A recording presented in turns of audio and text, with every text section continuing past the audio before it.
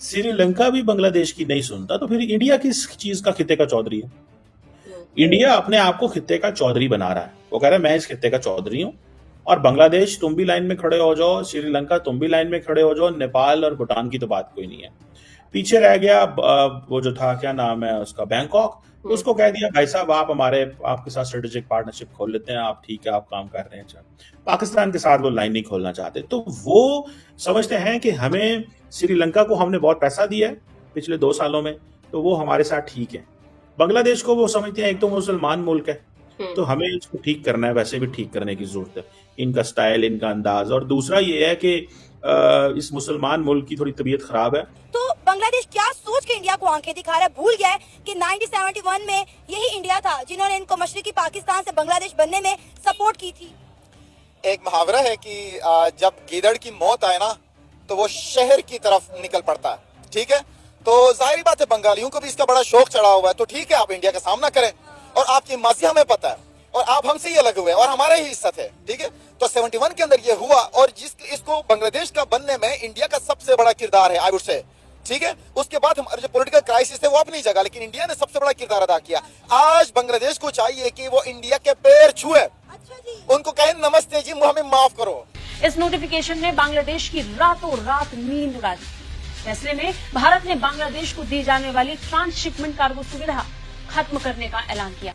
यूनुस साहब ये जानते हैं, अच्छा ऊपर से जो अमेरिका है उसने इतने ज्यादा उसके ऊपर बांग्लादेश के ऊपर टैरिफ लगा दिए हैं कि बांग्लादेश को तो इसी के ऊपर जो है मसले मसाइल पड़ गए। कहा ही जा रहा था इंडिया पे सबसे ज्यादा लगेंगे, पता ही चला कि वो तो बांग्लादेश पे लग गए। आप एक अपने बहुत बड़े हमसाया जो ताकतवर है, वो उसके साथ जो आपको इतना सपोर्ट करता है इकोनॉमी से लेकर हर चीज में, उसके लिए अगर आप ऐसी बात कर रहे हैं तो आपको ये तो फिर तैयार रहना चाहिए था। ये जो फैसिलिटी अब रोकी गई इसके लिए आपको तैयार रहना चाहिए था, और वो हो गया। भारत ने 2020 से बांग्लादेश को ये सुविधा दी थी, जिसके तहत बांग्लादेश अपने सामान को भारतीय बंदरगाहों जैसे कोलकाता, हल्दिया, मुंबई और हवाई अड्डों जैसे दिल्ली, चेन्नई से बाकी तीसरे देशों तक पहुंचा सकता है, यानी निर्यात के लिए इसका इस्तेमाल। बिल्कुल, पता नहीं पढ़े लिखे शख्स को इस तरह की बात नहीं करना चाहिए। ऐसे लोग कहते हैं पढ़े लिखे जाहिल, पढ़े लिखे जाहिल को इस तरह की बात नहीं करनी चाहिए। इख्तिदार दिए इसका मतलब ये नहीं कि आप झूठ का पलंदा उनके सामने रखें। आप इंटरनेशनली देखें, जब इकोनॉमी की बात की जाती है ना, तो बायलैटरल रिलेशंस अपने बेहतर करने होते हैं हर मुल्क के साथ। जबकि नेबरिंग कंट्री हो जिसमें आपका बॉर्डर उनके साथ अगर हो, बॉर्डर कंट्रीज के साथ, लैंडलॉक कंट्रीज के साथ, बाकी एरियाज के साथ, तो आपको चाहिए कि आप बांग्लादेश के, इंडिया के साथ अपने ताल्लुकात इतने बेहतर करें कि इंडिया बांग्लादेश में इन्वेस्ट करें। आप सींग अड़ाए बैठे हुए हैं। ठीक है, लॉन्ग टर्म सिचुएशन क्या है? लॉन्ग टर्म सिचुएशन ये है कि भाई आपने एक धचका दे दिया इंडिया ने बांग्लादेश को। जब धचका दे दिया तो उसके बाद अब पैनिक शुरू हो गई, तो इस पैनिक की वजह से ही करोड़ों अरबों रुपए का नुकसान हो जाएगा।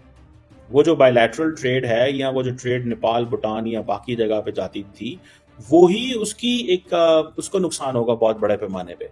तो मुझे ऐसा लगता है कि ये they are waiting the time. और ये सिर्फ एक चीज नहीं है, इंडिया बहुत सारी ऑयल सप्लाईज भी बांग्लादेश भेजता है, स्टेप बाय स्टेप। लेकिन उन्होंने ये देखना है कि हमारे जो लोग हैं उनको भी नुकसान ना हो।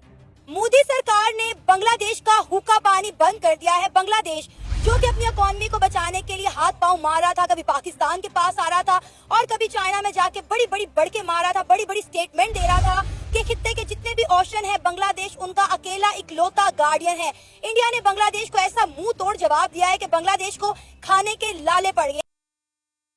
तो दोस्तों, जब से यूनुस ने चाइना में जाकर भारत के अगेंस्ट बात करी है, तब से भारत ने फैसला ले लिया है बांग्लादेश को सबक सिखाने का। और उसी राह में भारत ने जो सबसे पहला कदम उठाया है वो ये है कि भारत ने बांग्लादेश का ट्रांसशिपमेंट फैसिलिटी बंद कर दिया है, पूरी तरह रोक दिया है। ट्रांसशिपमेंट फैसिलिटी में क्या होता था कि बांग्लादेश अपना जितना भी सामान एक्सपोर्ट करता था उसमें वो भारत के बंदरगाहों को यूज़ करता था फ्री ऑफ कॉस्ट। उसका सामान वहाँ उतरता था और वहाँ से वो एक्सपोर्ट करता था।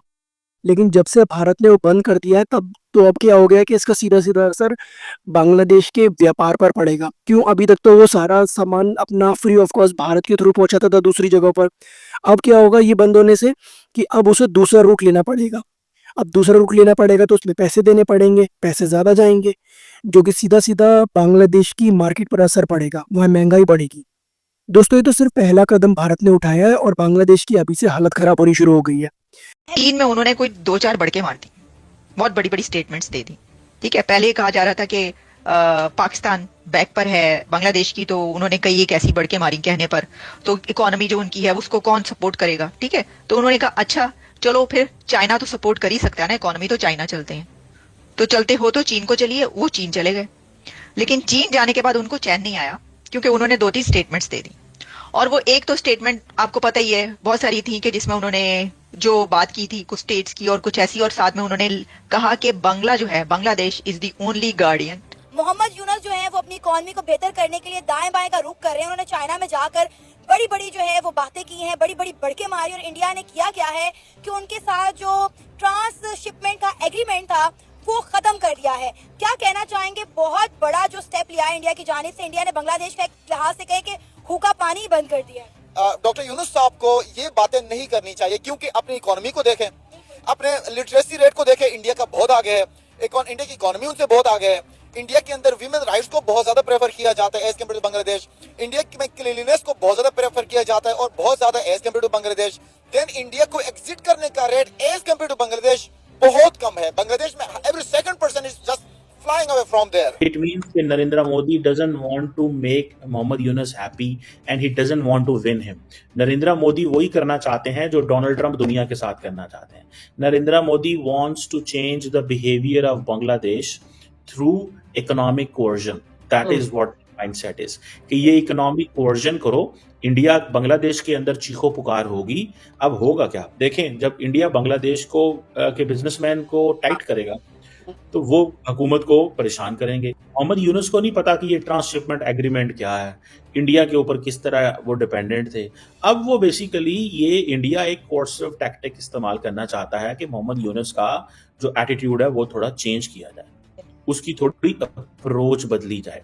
अब ये देखें कि ये जो ट्रांसशिपमेंट फैसिलिटी थी, इसकी वजह से बांग्लादेश के जो एक्सपोर्टर थे वो इंडियन टेरिटरी के जरिए मुख्तलिफ जगहों पे पहुंचते थे, और कार्गो जो चलते थे बांग्लादेश से वो इंडिया की लैंड कस्टम स्टेशन से गुजरते थे, और इंडिया का जो इंडिया का इंदिरा गांधी इंटरनेशनल एयरपोर्ट है दिल्ली के अंदर, वहां से होते हुए जो है वो बांग्लादेश की जो एक्सपोर्ट है वो यूरोप, वेस्ट एशिया और इन इलाकों में पहुंचती थी। तो दोस्तों, ट्रांसशिपमेंट के साथ में एक खबर और निकल कर आई है कि बांग्लादेश से जो भी एयरपोर्ट का सामान भारत आ रहा था, एयरपोर्ट के थ्रू जा रहा था सामान, उसको भी रोक दिया गया है। दूसरी एक और खबर निकल कर आई है कि इंडिया से जितना भी सामान बांग्लादेश की तरफ जा रहा था और बांग्लादेश से जो माल इंडिया में आ रहा था उसे भी पूरी तरीके से रोक दिया गया है। आज ही की न्यूज निकल कर आई है, पाकिस्तानी मीडिया का अभी तक तो रिएक्शन नहीं आया है इसके ऊपर, लेकिन यहां पर जो माल भरे हुए थे ट्रक्स के अंदर उनको बॉर्डर पर रोक दिया गया है। इंडिया से जो सामान था उसे भेजना बंद कर दिया गया है। और आप देखिए, अभी तो ट्रांसशिपमेंट के ऊपर इतनी बड़ी यहां पर मुसीबत आने वाली है, क्योंकि बांग्लादेश को एक ही दिन के अंदर करोड़ों डॉलर्स का नुकसान ऑलरेडी हो चुका है, और आने वाले एक हफ्ते के अंदर आप देखेंगे कि ये तरसने वाले हैं खाने के लिए। फिर से 300-400 रुपए किलो टमाटर और प्याज इनके देश में होने वाला है। दे नो कि आपकी इकोनॉमी में कुछ नहीं है, दे नो कि आपका खजाना बिल्कुल खाली है, दे नो कि इंडिया के साथ ताल्लुकात बिल्कुल ठीक नहीं है। वो अपनी जगह के शेख हसीना वाजिद साहिबा ने इस वक्त वहां बना लिया हुआ है, और वो चाह रही है कि बांग्लादेश के अंदर जितने भी करप्ट अनासिर हैं उन सबको कड़ी से कड़ी सजा मिलनी चाहिए, जबकि यूनुस साहब कोशिश कर रहे हैं कि इनको वहां लेके जाएं, उनके एहतसाब हो। Having all these things, political crisis से बांग्लादेश गुजर रहा है, और इंडिया के पास जो पॉलिटिकल क्राइसिस है वो नहीं होने के बराबर है as compared to Bangladesh. India जो है उसने ये जो ट्रांसशिपमेंट फैसिलिटी है जो कि बांग्लादेश को अलाउड थी कि वो अपनी गुड्स वगैरह एक्सपोर्ट कर सकता था किसी भी थर्ड कंट्री को, इंडिया के जो लैंड कस्टम स्टेशन पोर्ट्स थे और एयरपोर्ट से, ये जो बेसिकली ये 8 अप्रैल से ही उन्होंने ये किया है, और ये 5 साल का एग्रीमेंट था जो कि जून 2020 में हुआ था। अब बांग्लादेश की जो ट्रेड लॉजिस्टिक की जो कॉस्ट है वो बढ़ेगी बेसिकली। तो वो बांग्लादेश देखिए ना, एक तरफ अमेरिकन ने बांग्लादेश के ऊपर 39% टैरिफ लगा दिए, वो तो चलो ट्रम्प एडमिनिस्ट्रेशन ने उसको 90 डे का मोरेटोरियम उसके ऊपर लगा दिया है, लेकिन बांग्लादेश के लिए इकोनॉमिक चैलेंज तो बढ़ गया। तो सोचिए आपकी इकोनॉमी कहाँ चली जाएगी। आप देखें कि दुनिया टैरिफ से बचने के लिए अब इंडिया का रुख कर रही है। आप देखें कि एप्पल, सैमसंग और जितने भी टेक जाइंट्स हैं वो ये कह रहे हैं कि हमने जो है इतना भारी भरकम टैरिफ नहीं देना। वो अब अपनी जो फैक्ट्रीज हैं, अपने मैन्युफैक्चरिंग प्लांट है वो इंडिया शिफ्ट कर रहे हैं। अब जाहिर है बांग्लादेश ने भी कुछ ना कुछ हाथ पांव मारने थे इससे बचने के लिए। झूठी बोलना था फिर अब बांग्लादेश ने अपने पैरों पे खुद कुल्हाड़ी मार ली ना। कोर्स उनके लिए बहुत नुकसान है, पॉलिटिकली भी नुकसान है, इकोनॉमिकली भी नुकसान है, मुल्क के ताल्लुकात भी बेहतर नहीं होंगे। एक प्रोडक्ट की हम मिसाल लेते हैं कि जैसे आईफोन है, आईफोन पाकिस्तान में टैरिफ लगने के बाद जो आईफोन 16 है वो आपको पड़ रहा है 1 मिलियन, 10 लाख का पड़ रहा है। जो 6 लाख 40,000 का मैक्सिमम आपको मिलता था वो 10 लाख का है। अब ट्रंप ये चाह रहा है कि मैं इंडिया से जो असेंबल्ड हो रहे हैं आईफोन्स उनको भी अमेरिका शिफ्ट कर दूं, ताकि टैरिफ हमारा बहुत ज्यादा बढ़ेगा, एक्सपोर्ट्स हमारी बहुत ज्यादा होंगी। वो इंडिया जो ज्योग्राफी है वो इंडिया को एक नेचुरल अपर हैंड देता है बांग्लादेश के ऊपर। सो बॉर्डर सिक्योरिटी, ट्रांजिट हो, ट्रेड हो, तो जब भी टेंशन होगी, जब भी क्राइसिस होगी, जब भी इस तरह की चीजें होंगी, तो इंडिया विल exert diplomatic और military pressure on बांग्लादेश। और फिर वैसे तो Bangladesh obviously can't compete with India, India के पास न्यूक्लियर वेपन्स है, मिसाइल टेक्नोलॉजी है, फिर वो जिसे कहते हैं ना, इंडिया के पास बहुत ज्यादा एडवांस्ड एंड लार्जर मिलिट्री है, कन्वेंशनल बड़ा स्ट्रॉन्ग है, न्यूक्लियर कैपेबिलिटी भी है। अब दोनों मुल्कों का कोई कंपैरिजन नहीं है किसी तरह भी। अब सवाल सिर्फ ये है कि मोहम्मद यूनुस को पैगाम दे रहे हैं मोदी साहब कि आप वो करें जो मैं आपको कहता हूं, आप अपना बिहेवियर बदलें, ठीक है। अब फॉर एग्जांपल इंडिया का तो ये एक टूल है ना, मुझे आपको पता, देयर आर 54 रिवर्स जो इंडिया से बांग्लादेश में जाते हैं, और ये सारे वो जो ना अपस्ट्रीम फ्लो है, तो इसमें अगर इंडिया चाहे तो वो पानी रोक सकता है। ये जो अक्सर आप सुनते हैं होंगे, ये अक्सर आता है, ये Teesta river water sharing agreement, ठीक है जी, ये देर से नहीं, ये रिजॉल्व नहीं हुआ। तो दोस्तों आपने भी सुना होगा कि पाकिस्तान जैसा देश तक बोल रहा है कि बांग्लादेश अपनी औकात से बाहर जाकर बात कर रहा है, और इवन बांग्लादेश को एहसानमंद होना चाहिए भारत का, क्योंकि भारत ही एक ऐसा देश है जिसकी वजह से बांग्लादेश को आज़ादी मिल पाई। अगर भारत नहीं होता तो बांग्लादेश आज भी गुलाम होता पाकिस्तान का। ये बांग्लादेश को कभी नहीं भूलना चाहिए। तो दोस्तों आपकी इसमें क्या राय है, हमें कमेंट करके ज़रूर बताएं, और please like subscribe our channel.